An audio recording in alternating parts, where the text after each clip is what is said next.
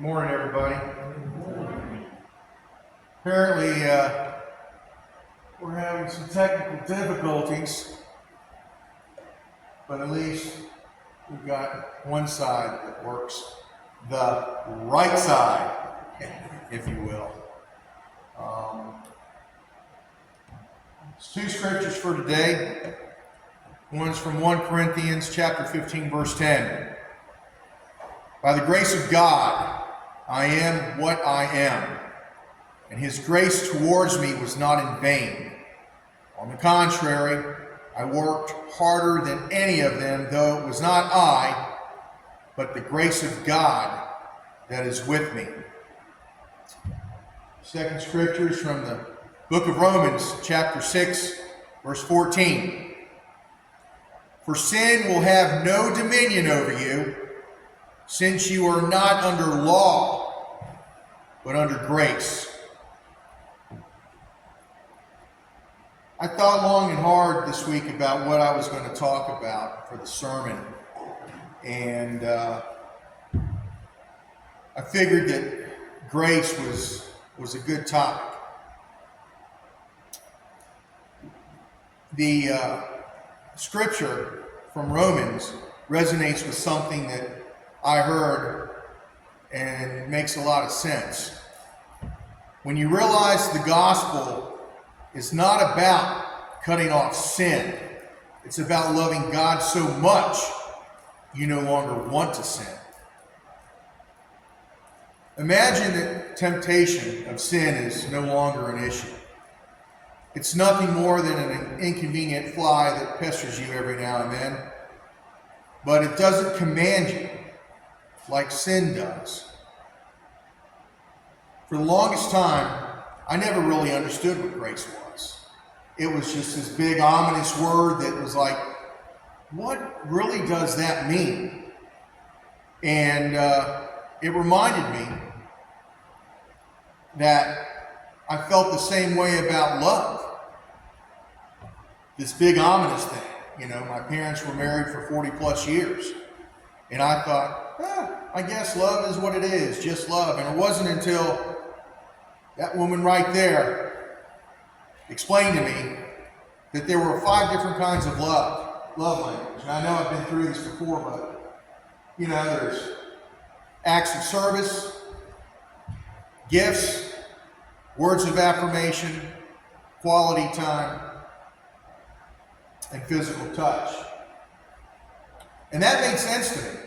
I completely understood at that point what love is and what it means, because there's different kinds. And it all makes sense. So when you say love, it encompasses all of those qualities of love. And when I would hear grace being used, like I said, I believed it was some ominous thing, similar to what I thought love was. Yet, I was wrong on that one as well. And I began to think about what comprises grace. And it was this week that it was made clear, because I was dealing with, for the last, I'd say 3 weeks, I was dealing with something that was testing me. And it was getting to me really bad. And then it came to me from the grace of God.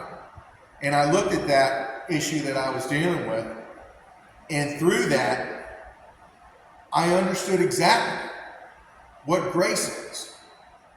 And for me, it encompasses forgiveness, kindness, love, patience, understanding, and mercy.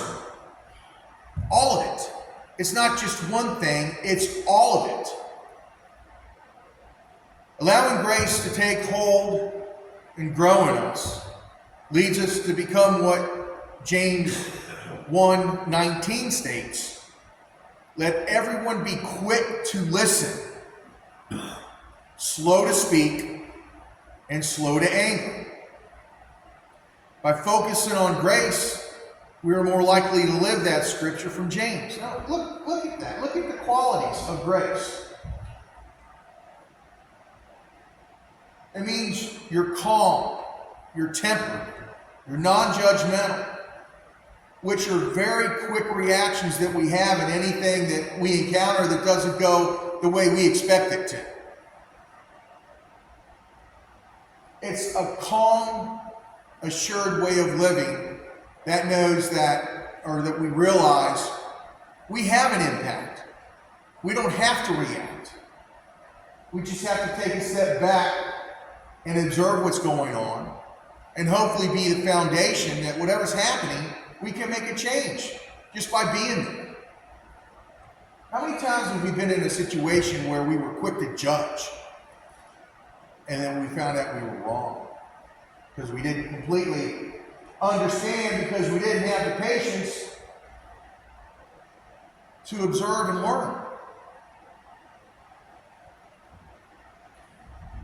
Remember, just because we aren't worried doesn't mean we're not concerned and that we don't care.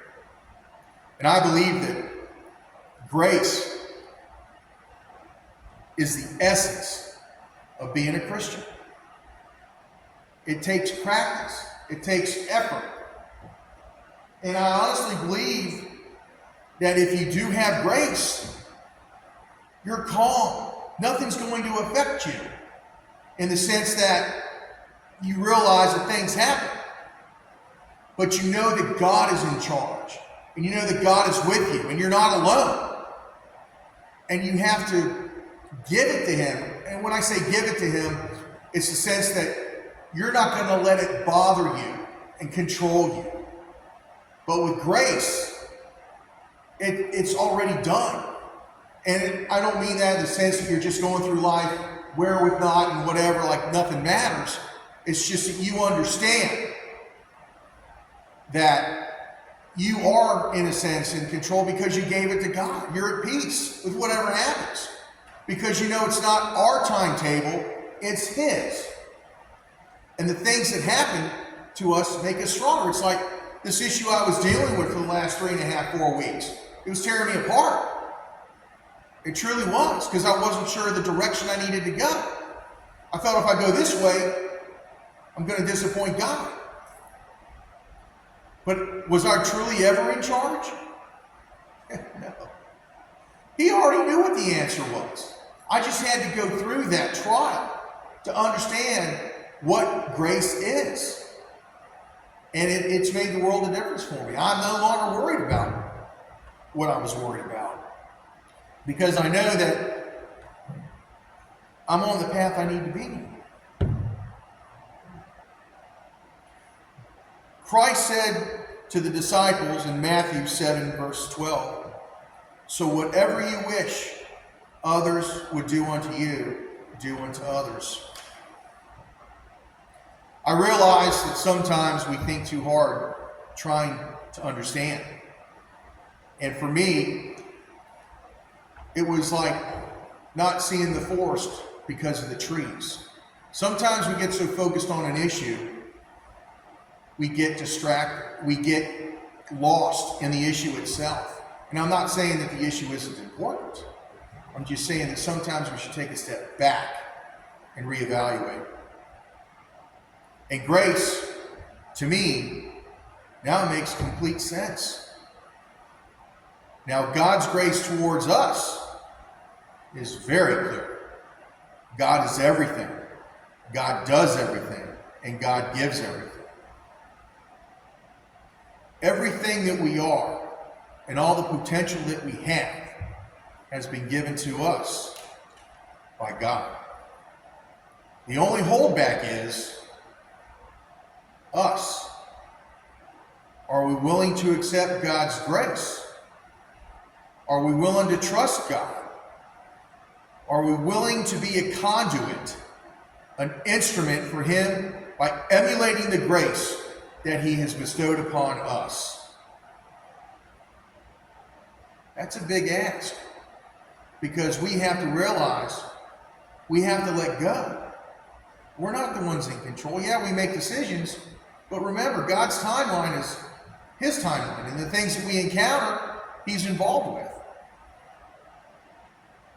We have it within ourselves to emulate God's grace. Like I said, it's a choice. I did a repair last week for a gentleman in Williamsburg. Nice man, retired, been retired 20 years.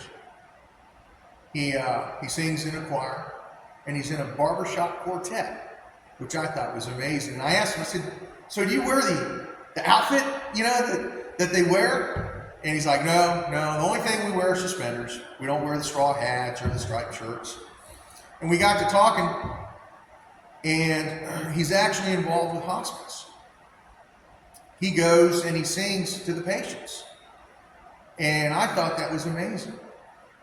And as I was talking to him, I felt God's grace on that man. I truly did. And I thought, this is amazing. This man, and he's like, oh, I've had my health problems. I've had my scares. So I know how important this is, and especially to those who are going through what they're going through. And if this is something I can do to bring a little peace and a little happiness, then I don't mind doing it. And I thought right at that moment, that's the reason why I was doing that repair, to help me get through what I was going through. I heard something the other day, and it made great sense. It says, when you love others, you love them through Christ.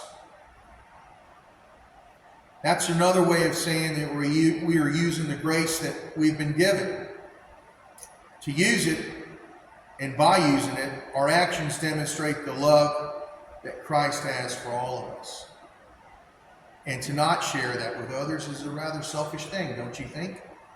I do. Imagine being given something that some people don't have. Wouldn't you want to share that with others to demonstrate the impact that it has on you, and in a sense maybe transform their lives? I try every day. I do. Sometimes I wonder if I am making a difference.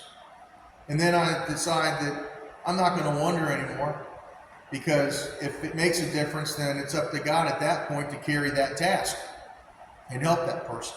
I was just the immediate distraction, if you will, for that person. Because maybe they're going through something, and that distraction gets them off that path and causes them to think differently.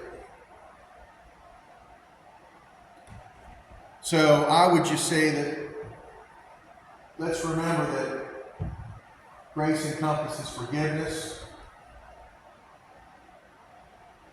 It encompasses kindness, love,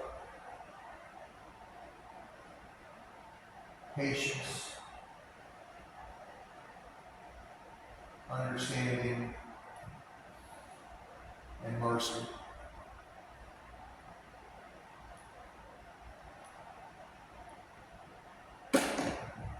We have it within us to make a difference.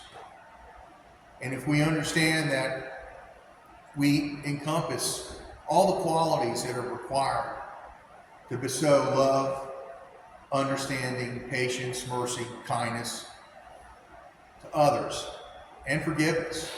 And forgiveness is one of the most hardest things to do. And I've told you this story before. I had an aunt that I despised because my mother was a saint, and she caused my mother to go into tears I'd never seen before. And